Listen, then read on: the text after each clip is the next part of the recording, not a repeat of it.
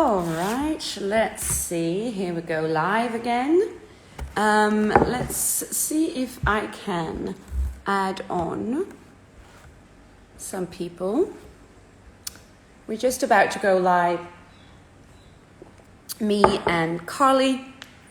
We tried this a few weeks ago, and because of my Wi-Fi situation,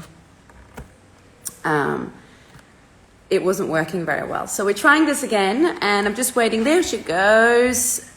View request. Go live. Let's see.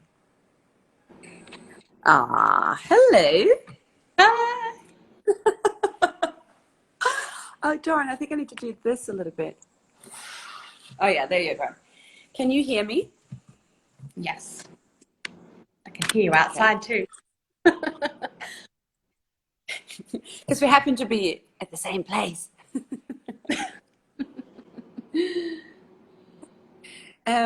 So, Carly, I was thinking maybe we'll start off just briefly with you, first of all, introducing yourself, since we're going live on my feed.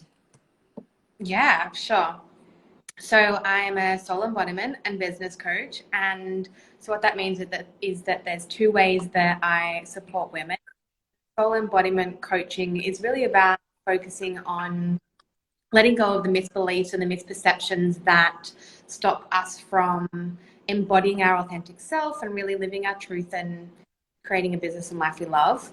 And then the business coaching piece, it absolutely has all of that work. We focus on the soul level shifts, but there's also the strategy and the marketing and sales. And what I'm really helping women to do in that space is to create consistent clients, 5+ months, and a greater work-life balance. Yeah. Would you like to introduce yourself? I can. So, for those of you who might not know it, my name is Charlotte Skogsberg, and I am a yoga teacher. But I do have a background in clinical psychology and also psychoanalysis. So I take a particularly big interest in these subjects as I teach yoga, and I integrate the more holistic view, let's say, through the fact that I'm approaching the human being from the Western and the Eastern perspective. And I also, more recently, now have been certified in Ayurveda, which actually in itself has a quite interesting link to Western psychology. So I'm just going to jump in straight away to what we decided to start our conversation on. And so for those of you who have joined, I'm just going to explain very briefly why we decided to do this today. And it began with, just like I'm sure most of you have, just a random conversation between the two of us. We were talking about things that concerns us all, as in relationships that we have with loved ones, with friends and work colleagues, and just the different kind of patterns that we seem to repeat over and over again. And we were having this conversation, the two of us, and at one point I actually said to Carly, we should have recorded this because there's so much that everyone can relate to, and it's just interesting sometimes to listen into other people when they speak from their own perspective, and it can also enrich in ourselves quite a lot. And one of the things that the conversation started with, I guess, was the fact that I was rephrasing a conversation or the words from a friend of mine that I was talking about issues that she had with someone. And the words that came out from her and that triggered me in a certain way was this: there's no problem for me. I have no trauma. I had a wonderful and great childhood. And first of all, there's several things in that, but there's what we've spoken about before, but we get back to that one. There's just the word of using trauma in itself that is very triggering these days. It's become very trendy, but at the same time, it's very triggering for a lot of people. So we'll tap into that one. But I think that the first thing that I wanted to kind of just say when it comes to childhood and the people that we are today is that actually no one had a perfect childhood. But that's simply because we're born perfect, right? But we all have signed this invisible contract to agree to the social rules that have been set up in society, which means that very early on in life, we are being taught the ways of the world and what we need to be in order to participate in the world. And the thing is, those are rules that are made up by people at certain times in life and in, in history, let's say. And it's not necessarily actually what's natural to us as human beings, because these rules also change depending on where you are in the world and what time in history it is, which means that we are trying to basically fit a circle into the space of a square. We're trying to become something that might not be naturally who we are. And this is the reason that we actually experience traumatic things in our childhood, because we learn that we are not okay by being just natural. And so it basically starts from there. And I think that there's so much around this that is sensitive to us, because what it is that it's triggering one very important part, and that is our main thing, which is our survival mode. It triggers our capacity to survive, because actually, unless maybe you didn't know it, but there's one thing for us that's more important than food and shelter, and that is to belong. And we have translated belonging into to be loved, to be accepted. And naturally, who are the first people that we need to belong to? Ta-da! Our parents.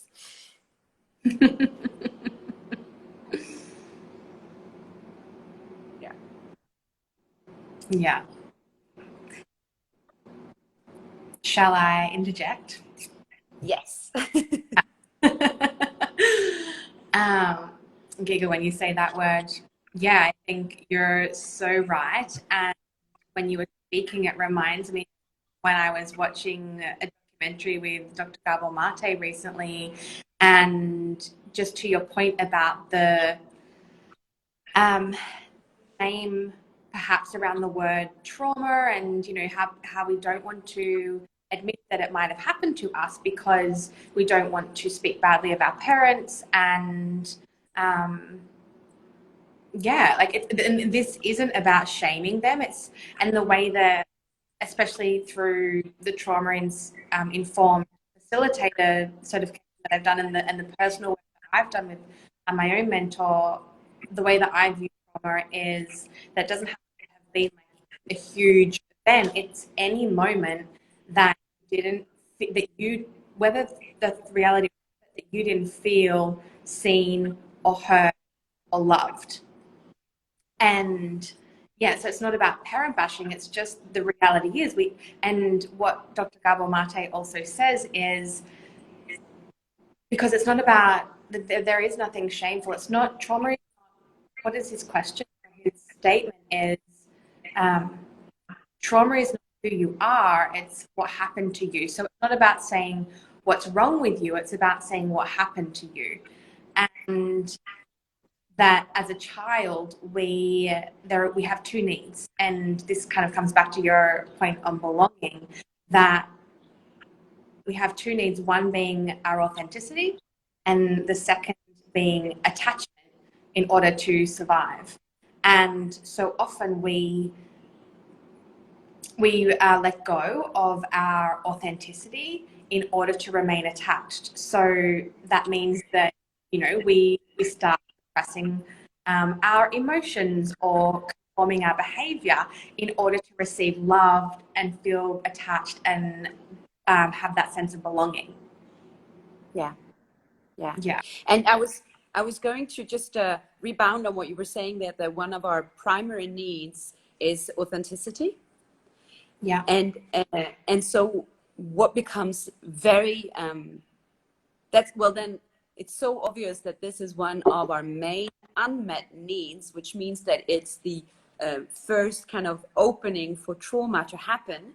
Because if then from day one we learn that we need to a little bit tweak who we are in order to be accepted, then it means that we need to actually let go of this need to be authentic. And I think that that is when shame happens, actually, very much. I think it's like the first entry of shame into our life, because what it means is that we need to, if we look at a baby, like a small baby, it has no shame in the sense that it does not feel uncomfortable being naked in front of people. It has no issue with even playing with its own excrement. It is not questioning whether it's entitled to be fed and loved, even if it's crying and being difficult. And so if that is not the case when we are adults, it means that somewhere we have been taught something else. And so if this starts then very early on, which is exactly what happens. I mean, just look into, and what you were talking about, Dr. Mate, when he says in his, in that documentary there on trauma, how they used to, and it's still happening, teach mothers to let a baby cry, for instance, to not actually go towards the baby straight away, but to kind of habituate the child or condition the child to stop crying on their own. And so if that isn't, I mean, that's the, just imagine for how long that was a trend, right? Okay, so how many generations have been traumatized from that? You know, the fact that having, and what does it mean when our unmet needs are there and that we are not being, when we have an unmet need and that we have been taught that that unmet need cannot be met, so that means that we need to disconnect from our authenticity. We need to tweak ourselves. What does that actually mean? It means that we need to modify what we do, and we translate that word into, we need to manipulate who we are, because that actually is what manipulation is. It is to modify, because we believe that our need is not being met if we're being exactly who we are. So if we start out in life, for instance, with a mother and a father who are not picking up the child when it's crying, we are already then taught for the first time that we cannot be ourselves because that's not going to work. So then give me anyone who has been brought up in our society that has not experienced this or a similar situation, but on a regular basis, because in that time that was normal. It's as normal as they say a baby should sleep on the stomach or a baby should sleep on its back. And then they change point of views, and they do the same thing with how to raise the child. Yeah, and I think as we were having the conversation before we went live, where we were talking about, you know, we start dismissing our feelings. And I said to you, no wonder we become disconnected from our intuition, because we just learn to suppress everything. Exactly. And because the thing is as well, I think that one of the biggest issues that we have when we try to look into this as adults is that we're looking at our childhood and whatever we remember, because there's a lot of stuff we don't remember, but a lot of what we remember, we look at it with the eyes of the adult. But the thing is, when it happened to us, when the trauma came in, we looked at it from the child's perspective. So just imagine, for instance, let's say a father that becomes very angry over certain things. As an adult, that's not going to intimidate you. So you're not going to remember that that scared you because your father was very strict, for instance. But you have to remember that if the perspective is the child and you look up at the dad and he's the one who's going to make sure that you survive, then all of a sudden the importance of his mood changes. And that's what we remember. It's not so much, and I would even say that the trauma is that, isn't it? It's not even what objectively happened. Sorry? It's that memory stored in the body. Yes, exactly. It's how we decided, but how it was recorded in us. Yeah.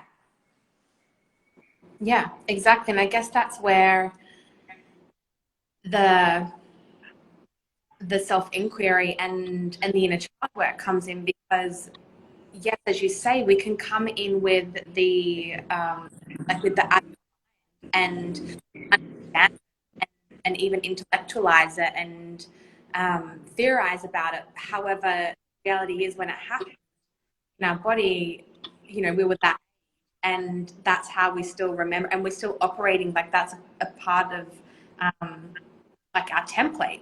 So then it's going in and meeting that child who had that experience, and we're basically adults we're in these adult bodies, but we're some of our inner children walking around. So it's like, how do we go and nurture them and meet those unmet needs now, so that we can show up in our wholeness and stop suppressing our authenticity, or, you know, showing up in relationships in wounded behaviors or things like that.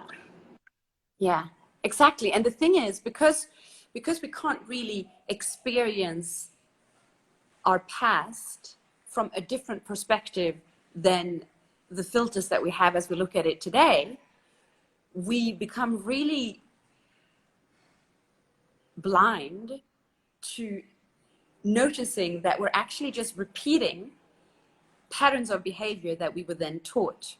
And so this is the typical situation where we have the feeling that we just keep meeting people who are this or that way. So without, I mean, this concerns everyone, but like for us being women, it's the typical of, you know, I only meet men who are disconnected from themselves, or they're all narcissists, or this and that. And the thing is, what we tend to notice, and I mean, I've noticed this for myself, is that there are things that I've noticed in love relationships that I've had, that even though they don't look exactly the same, I will recognize that in professional situations, I have experienced similar then relationships, let's say with a boss that scares me, right? And that I don't really dare to speak my own truth, and I feel like I need to be in a certain way. And then recognizing that maybe that is linked to something that I was taught long time ago. And then looking into how am I using that in the love relationships as well. But the thing is, it's very hard to get to that point, though, isn't it? Because, well, we're blinded to the fact that what I see is not necessarily what everyone else is seeing, if I'm making sense. I've muted you because I can hear you outside, and I'm not sure if it's like, I don't know if other people, anyone watching, can you hear? But so that's why I was talking and you couldn't hear. Now what was I going to say? Yeah, and I guess that's where, when we are on the path of personal growth and healing, and to some extent, like, yes, there's meeting the inner child and doing that work, but it's also getting curious about,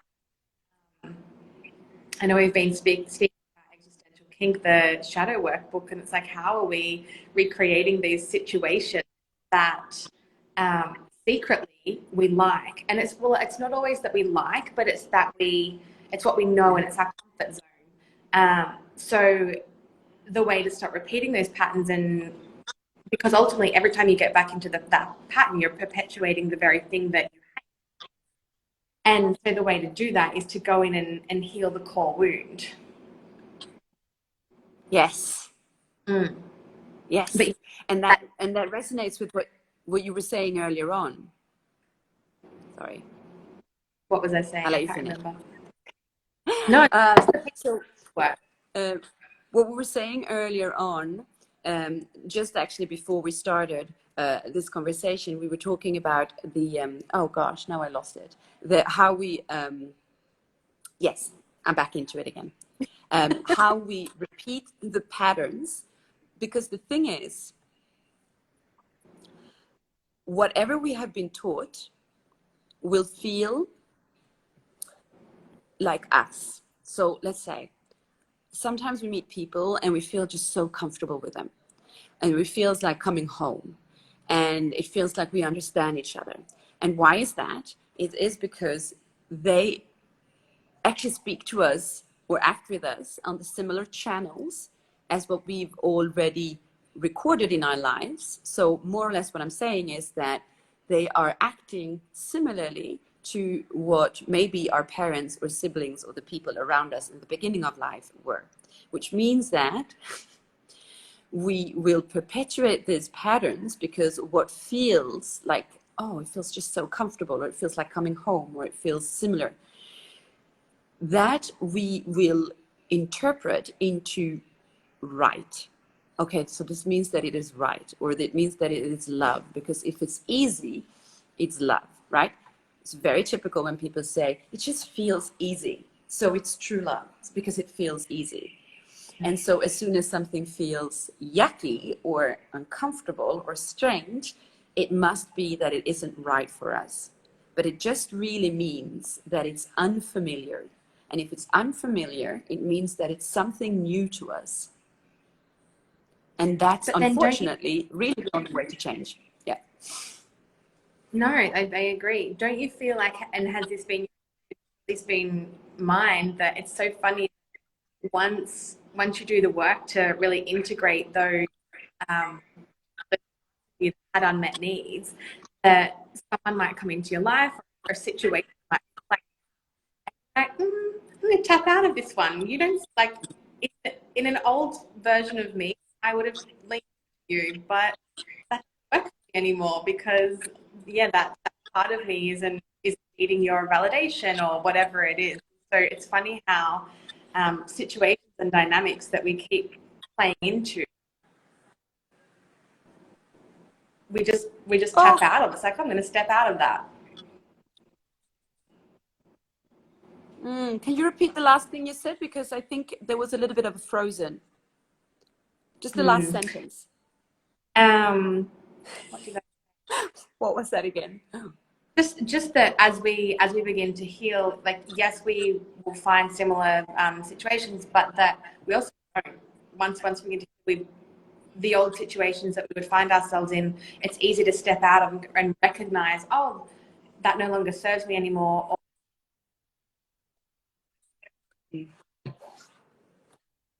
that I want to grasp on.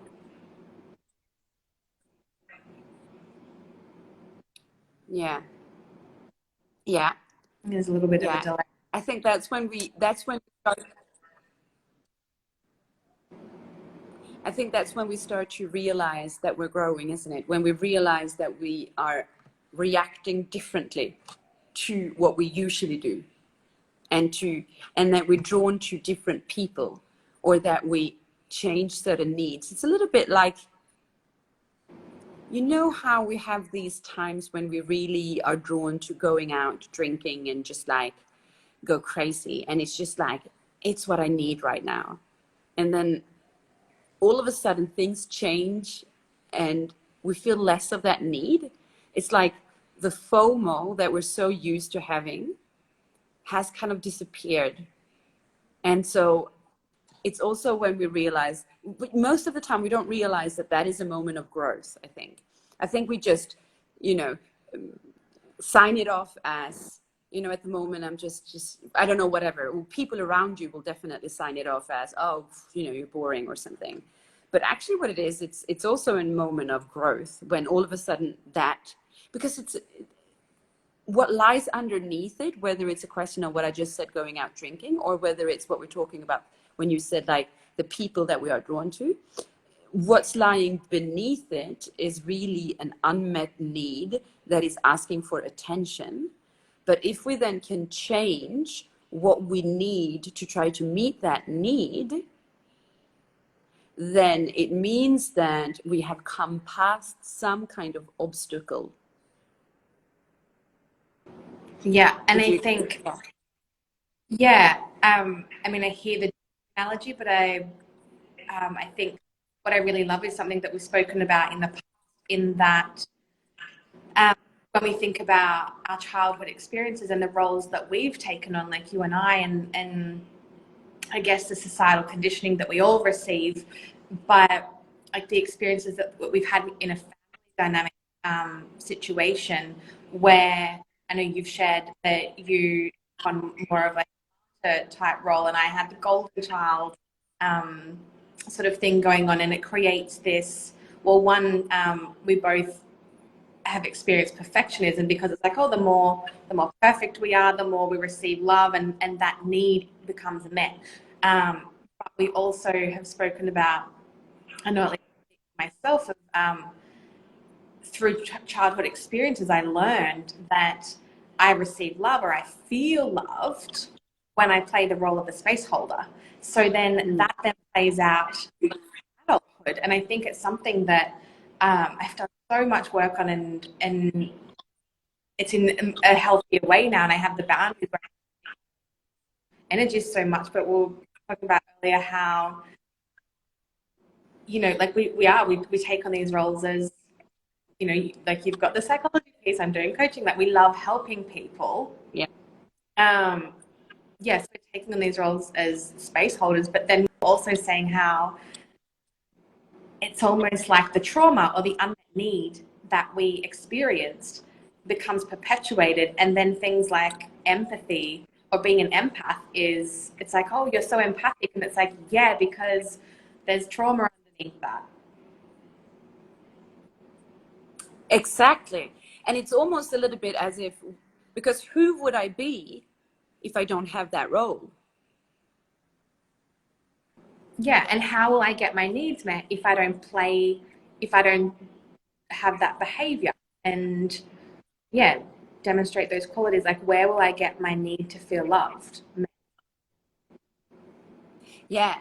And that's interesting, because all of a sudden we become actually responsible to the relationships that we have, because it means that I choose that relationship. And that's not only romantic ones, right?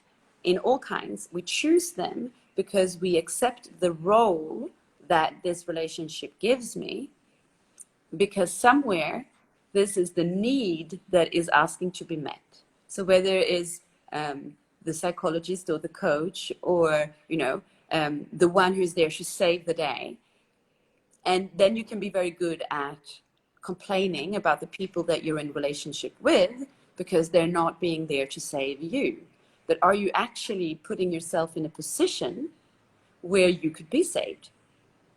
And it's also funny, because I think when you say that, I think about we take on these roles to, like, say for example, playing that martyr role, or rescuing, or you know, whatever is that behavior. We do that in order to get the need met of being loved, but at the same time, like, it might be because, you know, we fear abandonment or something like that. But in doing that very thing, in rescuing, in overgiving, in being the master, and space holding when we were far too young to do so, or even in the present moment, we're abandoning ourselves. So the behavior, it's like we're doing that to avoid being abandoned by someone else, but we're perpetuating the very thing ourselves. Because, yeah, do you know what I'm trying to say? I don't know if that Yeah, came out well. Yeah, it's like we're doing the very thing that we're trying to avoid. exactly. Exactly. And so the thing is, it's basically, and it, hang on, it's basically, we have a need, okay? And that need came to be because we didn't have it. Hi. we didn't have that need met before. But the problem is, Yeah. once again, since we want what is familiar, we will keep putting ourselves in positions where we still have that unmet need. The desire will still be there, because that's what actually feels familiar to us. So we're actually more comfortable with perpetuating that unmet need, yet we will keep complaining about the fact that we want the opposite of the unmet need. Yeah. But the But then I opposite guess of the unmet, go on. I'm not going to say, but then I guess that's where it's, and it depends what dynamic this is playing out in, but where that behavior can turn in, like it's a trauma response, or it could be a coping mechanism, and that behavior of itself is self-abandonment, and we're seeking that attachment from people, but we've disassociated from ourselves. Yeah. Yeah. Yeah, we have to remember that all of it comes from a need to survive. And so it really is a threat to our existence to do anything that is opposite. Oh, I don't know what's happening here. Ooh, can you still hear me? Yeah. Yeah, okay. Because it just went, my phone went dark. Oh, well, anyway. Yeah, so basically we have to remember that if deep down inside of us, we have the impression that we will not survive unless we do these things, then the leverage in the situation becomes very different, obviously, to what our adult eye is seeing. So basically what I want to say is we need to, what is it, the expression? Let someone off the hook. Let's let ourselves off the hook. Like to be kind to ourselves when it's difficult to change these situations, because we've been trained to do them, because that's how we've learned that survival is done. Like we survive by perpetuating this. And so Yeah. it's such a gymnastics, right? Yeah, it's having that. This is like the very first sort of step of healing, is having, like, being able to, and this is where obviously we have to have that awareness to be able to look at our perception and identify what is clouding it. But then it's really have that self-compassion, and because without that we can't reparent ourselves, we can't repattern the pattern. Exactly. And I think that that is also the misunderstanding of this, is where spiritual bypassing happens a lot. That's a story. That's a subject for another chat. I think we've all been there, haven't we? Yeah. Yeah. But I think that that's so true though, isn't it? Because it's we kind of missed the fact that there's a part of self acceptance that needs to happen, or that we want to call self love maybe, or whatever, but that needs to happen for us to actually embrace a new way of being, or like the change.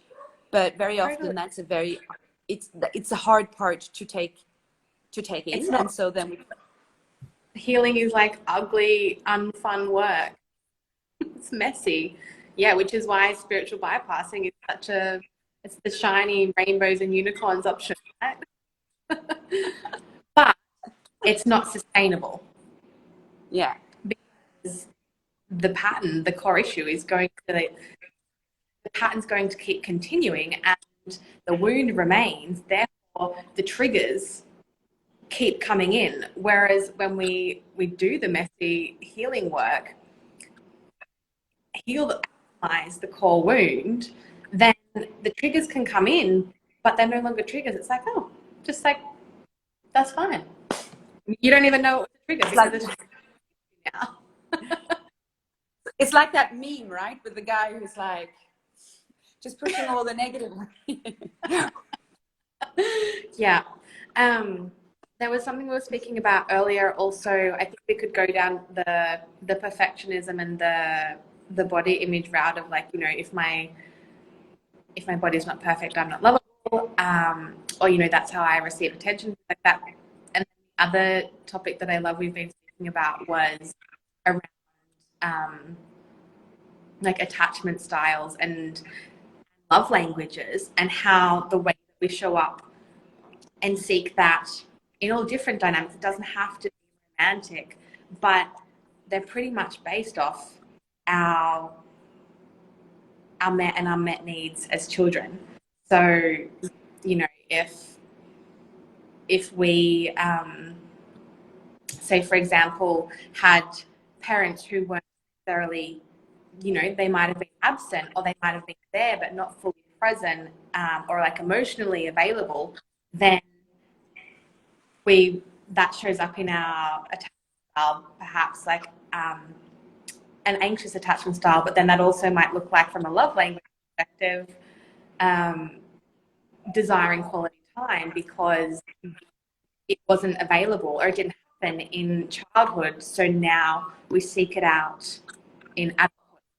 Or, whether it's, it might be the avoidance style. They have children that whatever happens in your childhood is going to literally show up in adulthood and play out in our relationships. Like, okay, I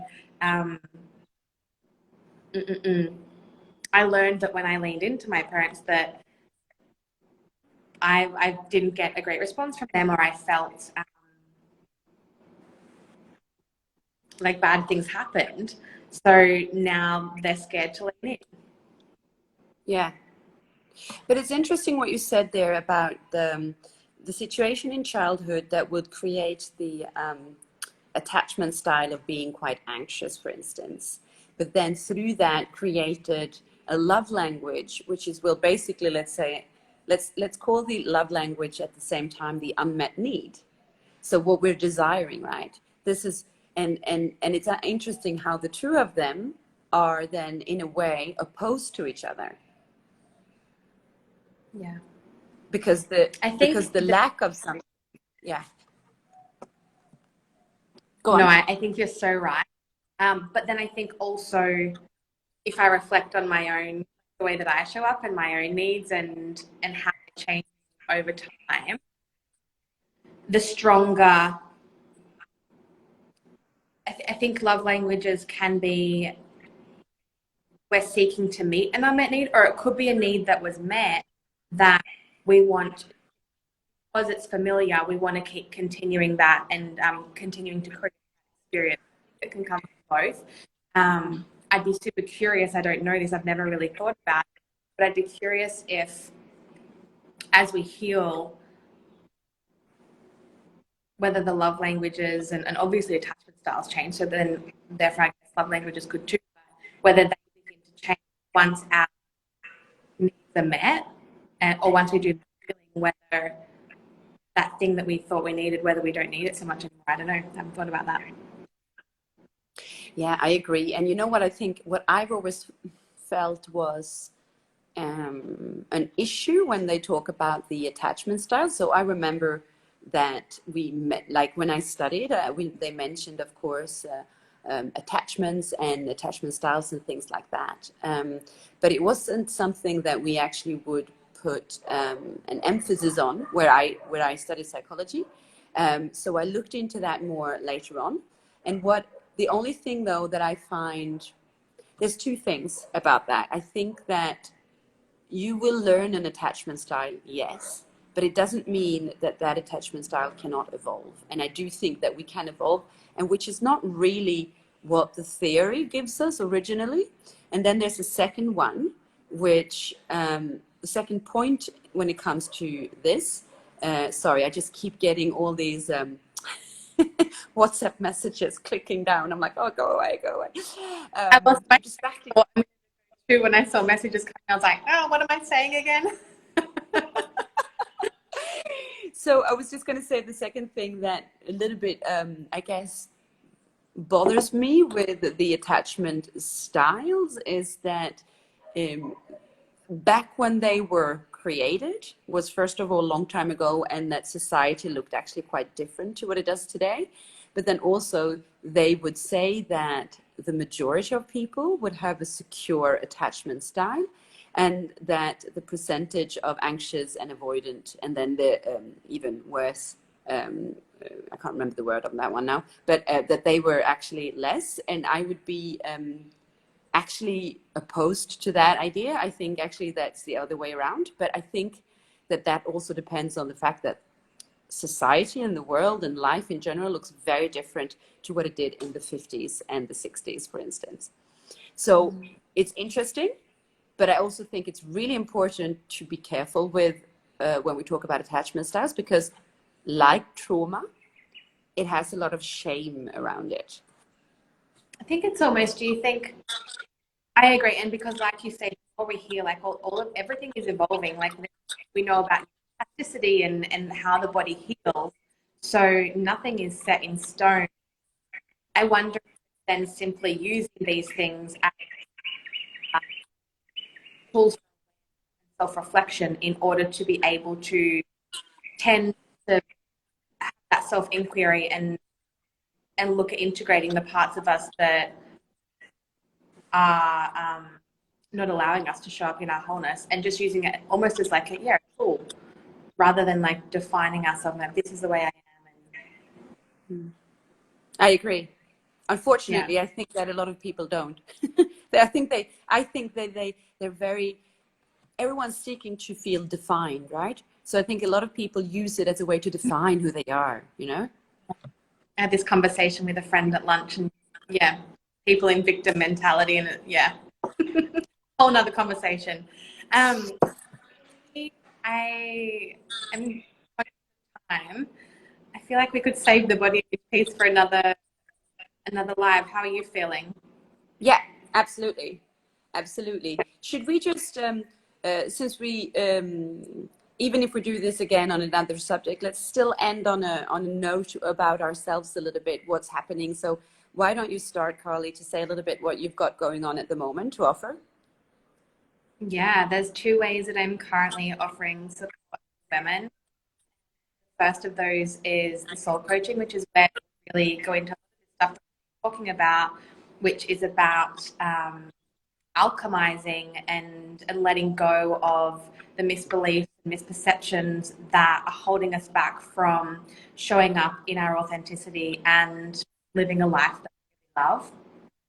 And I'm currently offering one-on-one VIP business coaching, which is for women who are really wanting support with creating consistent clients, 5K plus months, or some are already there and they're wanting to scale to 6 figures. But the way that I coach the business piece is very much, yes, we do the strategy, marketing, sales, but there is this I call them soul level shifts, because I find that when you do this work, your business becomes so much easier, and it's almost like the missing piece that allows business to actually be fun and sustainable and more easy. And like business is always easy, but it's been the missing link for me, and it was a game changer, and I've seen that in clients as well. So I adore offering the business coaching and the strategy with the soul level shifts integrated. Interesting. Yeah. Would you like to share about your courses? Yes, I'd love to. I am very excited to announce that my course that I've decided to call the Self-Knowledge Project is now done, finished, and ready to be launched very, very soon. Thank you very much. So it is basically an online course in a quite light format with video lessons and exercises that is based on the Ayurvedic perspective on our constitution.